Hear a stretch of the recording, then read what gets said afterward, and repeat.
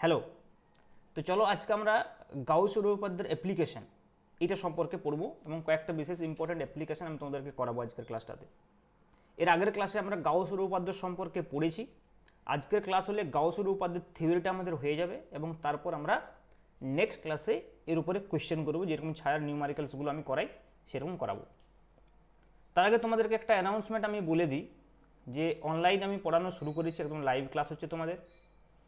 তার জন্য তোমাকে কিচ্ছু করতে হবে না, বাস গুগল মিট থাকলেই হবে। গুগল মিটের মাধ্যমে আমি পড়াচ্ছি, তোমরা আমাকে হোয়াটসঅ্যাপ করবে, ঠিক আছে, যারা পড়তে চাইবে 7551892726 এই নাম্বারে হোয়াটসঅ্যাপ করলে আমি তোমাদেরকে বলে দেবো যে কীভাবে কী করতে হবে। ওকে, বাকি এই নাম্বারটা অনেকেই জানো তোমরা। তো আমি ম্যাগনেটিজম থেকে স্টার্ট করেছি, কারণ এই দিকটা যেহেতু পড়িয়েছি বা তোমাদেরও পড়ানো হয়েছে, আমি শুরু করছি ম্যাগনেটিজম থেকে।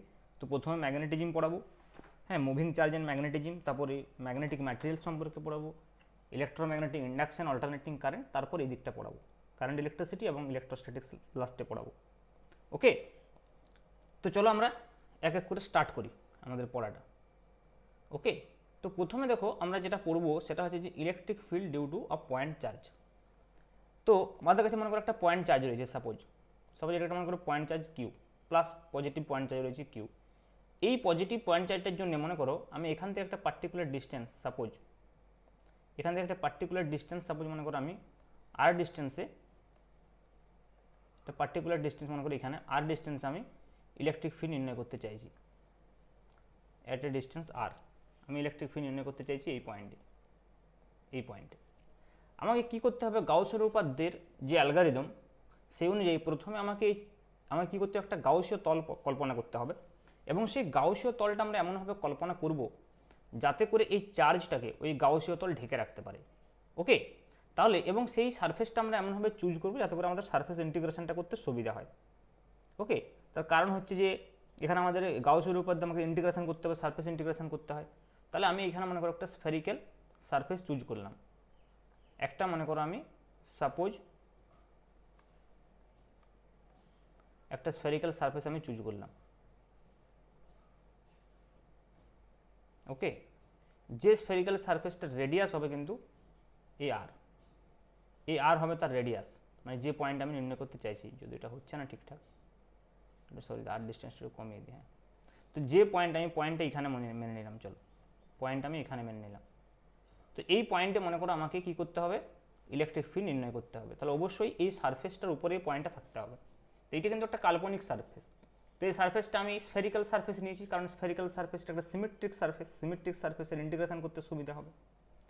তাহলে দেখো গাউসের উপপাদ্য কি বলছে, যে closed integration E dot DS যেটা হবে, ভালো করে বুঝো, close surface integration E dot DS, সেইটা হচ্ছে কি এর ভেতরে যত চার্জ থাকবে ডিভাইড বাই এপসিলন নট। তাহলে এর ভেতরে যদি পয়েন্ট চার্জ কিউ হয় তাহলে অনলি কিউ চার্জ রয়েছে এর ভেতরে, ডিভাইডেড বাই হয়ে যাবে এপসিলন নট। এইখান থেকে যদি আমরা ক্যালকুলেশনটা করি তাহলে আমরা ই পেয়ে যাব, এই ইটা আমাকে নির্ণয় করতে হবে।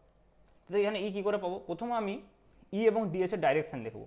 তো এইখানে যদি আমি একটা ক্ষুদ্র সারফেস ডিএস মনে করি তাহলে এই ডিএস এর ডাইরেকশন কিন্তু এ বরাবর হবে, এন ক্যাপ যদি আমরা বলি। আর এখানে যেহেতু পয়েন্ট চার্জ থেকে রেডিয়াল ইলেকট্রিক ফিল্ড ক্রিয়েট হবে, তাহলে ইলেকট্রিক ফিল্ডও দেখো এই ডাইরেকশনই হবে। তার মানে ইলেকট্রিক ফিল্ড এবং যে এন ক্যাপের ডাইরেকশন বা ডিএস এর যে ডাইরেকশন সেটা সেম। যে কোনো পয়েন্টে তুমি দেখো এর উপরে যদি আমরা এইখানেও একটা ক্ষুদ্র সারফেস ডিএস নিই এবং সেখানেও ডিএস এর ডাইরেকশন এবং এন ক্যাপের ডাইরেকশন সেম হবে এট এনি পয়েন্ট। তার মানে এই সারফেসটার উপরে যে কোনো জায়গাতেই আমি যদি বলি ই এবং ডিএস সেম ডাইরেকশন আছে, মানে EDS cos theta, EDS cos zero হয়ে গেল, মানে ই ইন্টু ডিএস।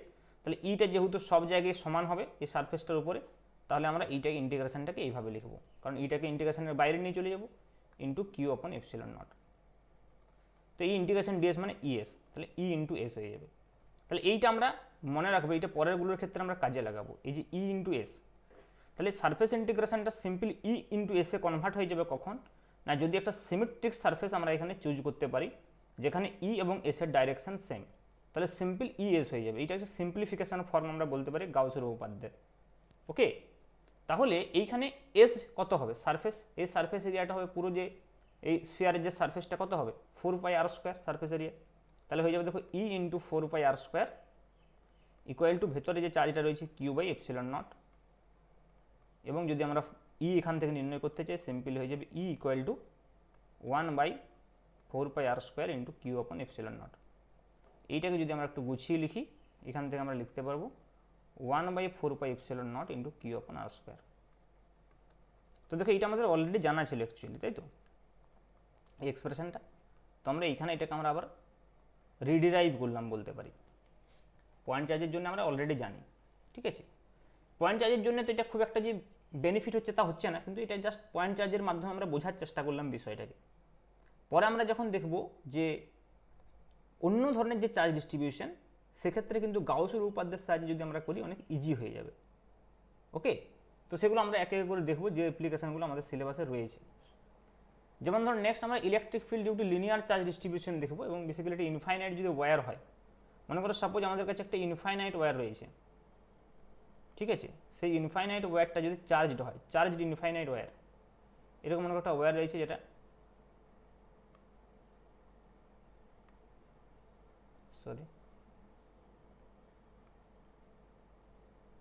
তো এইটা মনে করো একটা ইনফাইনাইট ওয়্যার, ঠিক আছে। তো এই ইনফাইনাইট ওয়্যারটার মনে করো চার্জ ডেনসিটি গিভেন আছে, কারণ টোটাল চার্জ তো গিভেন দেওয়া সম্ভব নয় ইনফাইনাইট ওয়্যার। তো এইটা মনে করো সাপোজ পজিটিভ চার্জে এইভাবে চার্জড হয়ে আছে ফর এক্সাম্পল, ওকে।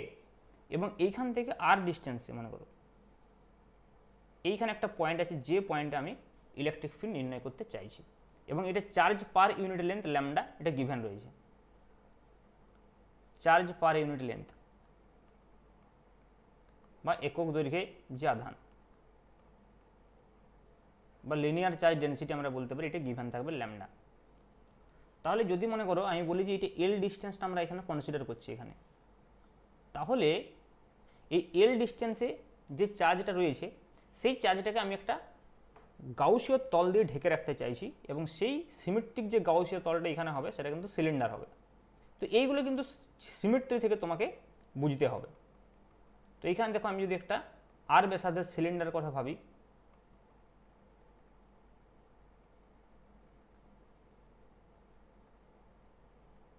একটা সিলিন্ড্রিক্যাল একটা রিজিয়ন আমি বলছি, এই সিলিন্ডারটা কিন্তু এই এল দৈর্ঘ্যের যে ওয়্যারটাকে ঢেকে রেখেছে, এর উপরে একটা পয়েন্ট পি, ওকে। এই পয়েন্টে মনে করো আমি ইলেকট্রিক ফিল্ড নির্ণয় করতে চাইছি।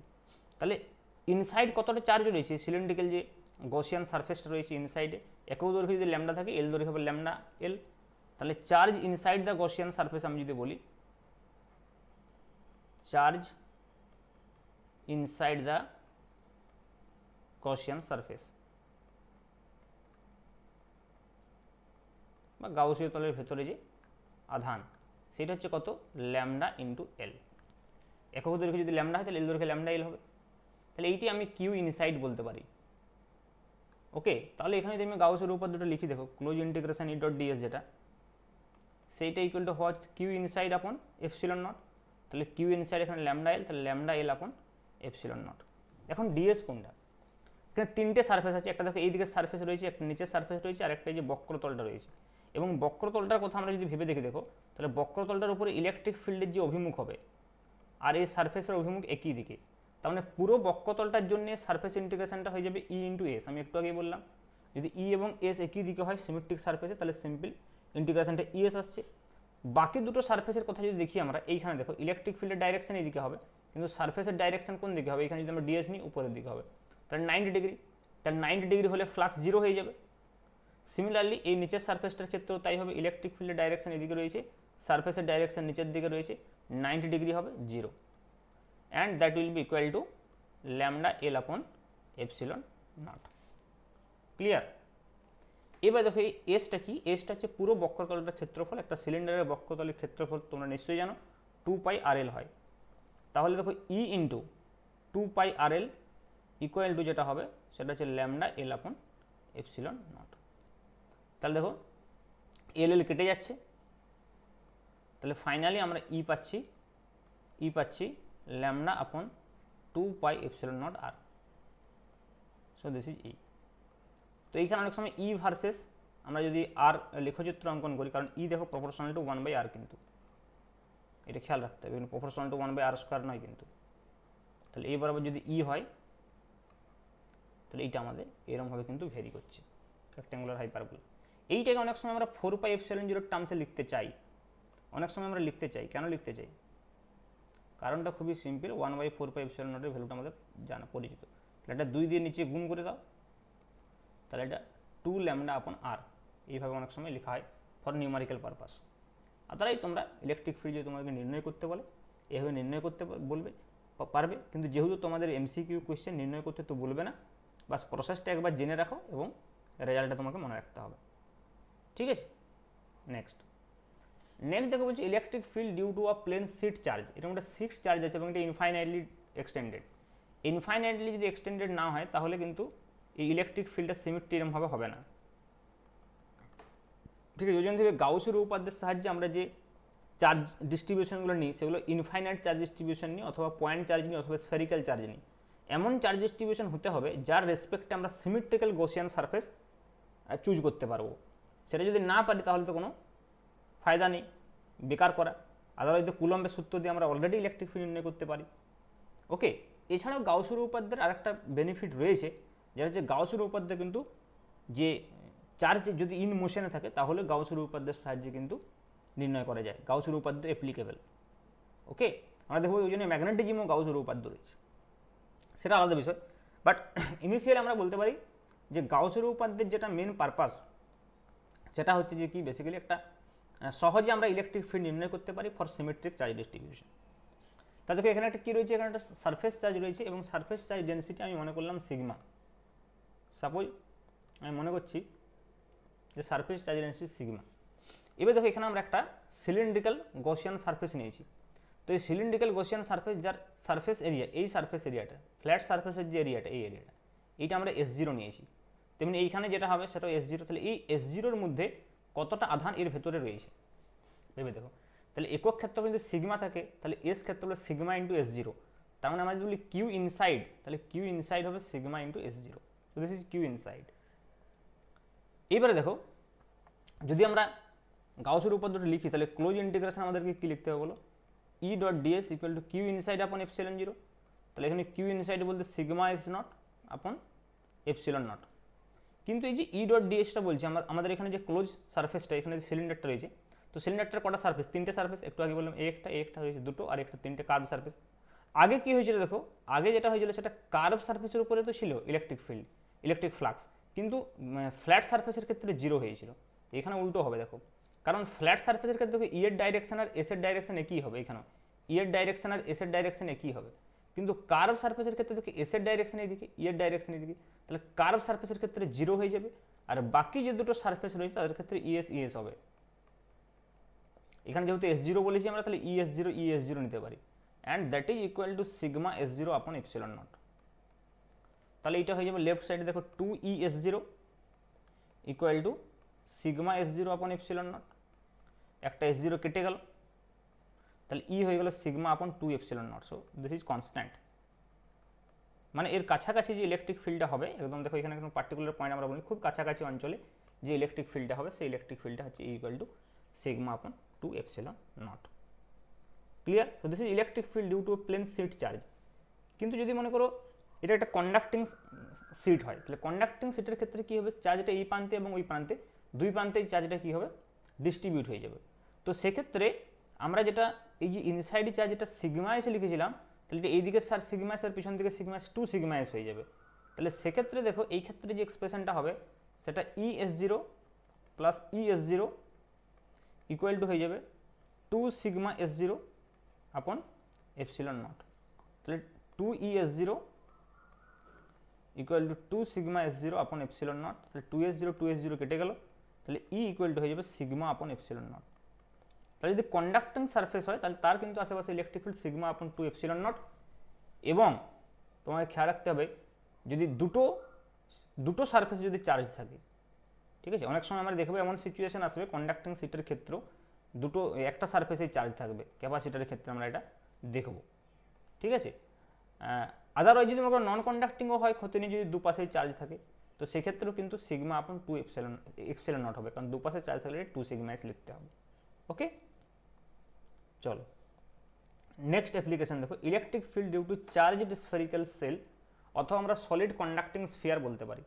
তো আমাদের কাছে মনে করো যদি একটা কন্ডাক্টিং স্ফিয়ার থাকে, suppose for example conducting sphere অথবা সেল, এটা মনে করো স্ফেরিক্যাল সেল রয়েছে।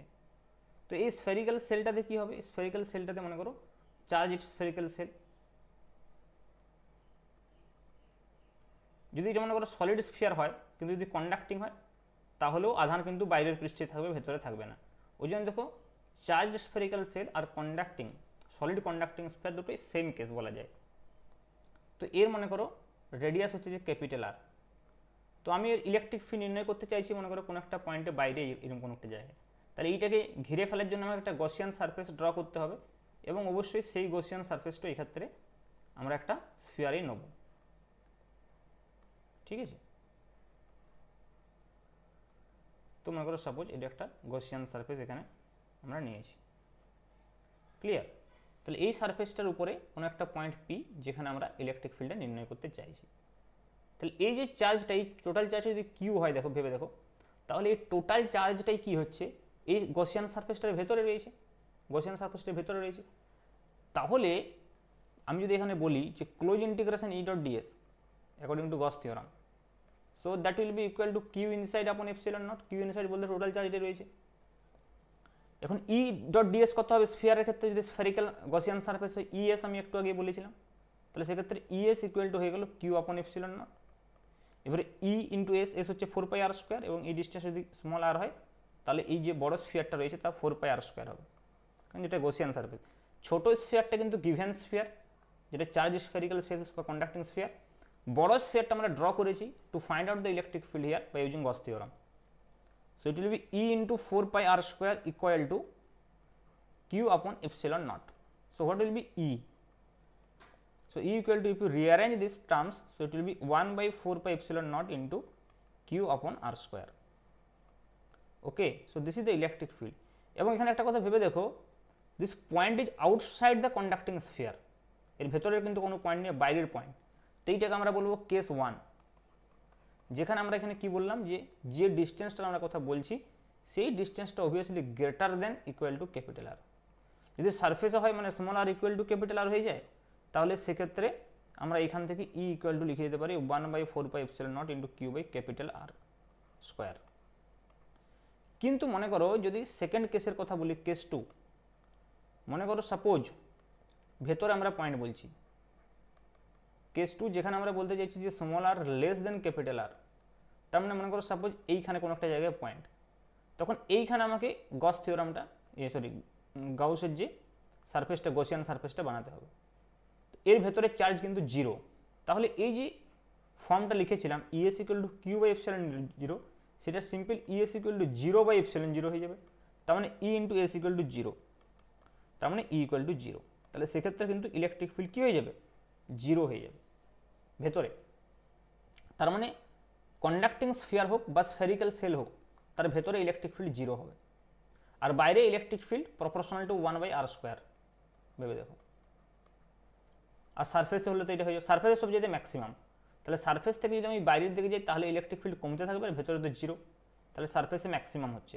তাহলে এখানে যদি আমি গ্রাফটা ড্র করি ই ভার্সেস আর, ভেবে দেখো, if this is E and this is small R, এবং এই পয়েন্টটা আমি মনে করছি এটা হচ্ছে small R equal to capital R, তাহলে ভেতরে তো ইলেকট্রিক ফিল্ড 0, আর বাইরে যে ইলেকট্রিক ফিল্ড সেটা এইভাবে ফল করবে, যেখানে ই প্রপোর্শনাল টু 1 by R²। আশা করি বিষয়টা ক্লিয়ার। তো এই কয়েকটা অ্যাপ্লিকেশান তোমাদের সিলেবাস অনুযায়ী রয়েছে। আরেকটা অ্যাপ্লিকেশান হয় যেটা সলিড স্ফিয়ার, যদি নন কন্ডাক্টিং সলিড স্ফিয়ার থাকে তো সেক্ষেত্রে একটু আলাদা হবে। তো সেইটা আমি এই ক্লাসে তোমাদেরকে বলছি না, ওটা একটু অ্যাডভান্স সিলেবাসের রয়েছে। তোমাদের বোর্ড এক্সামের জন্য শুধুমাত্র চার্জড স্ফেরিক্যাল সেল বা কন্ডাক্টিং স্ফিয়ারে করলেই হবে যার ভেতরে ইলেকট্রিক ফিল্ড 0 হয়।